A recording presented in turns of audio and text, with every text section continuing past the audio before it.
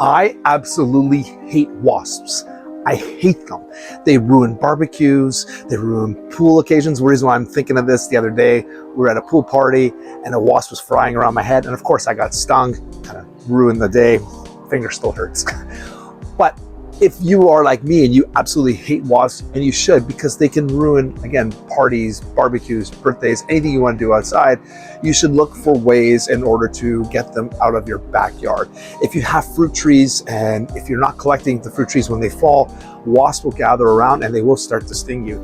And if you get a huge group together, they will form a nest, and then there's lots of big trouble. So you want to avoid that, and avoid, having things piled up together in your backyard, because again, wasps can gather in that area and they can make a nest. So you want to avoid that.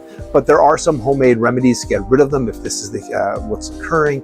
There's some at Home Depot or Lowe's or wherever you're going to look at your home, your hardware store, and you can make some yourself. So I would suggest doing that. And there are some other ones I've seen online that they're like fake nests, paper nests. If you hang them around your backyard, wasps are very territorial. They see another nest in your backyard, even though it's fake, they won't make a nest there. But if it gets to the point where there's an infestation, you're going to need to call an exterminator and have them removed. So try to avoid getting to that position by setting up a whole bunch of either home remedies or go to your local hardware store and buy some wasp killers there.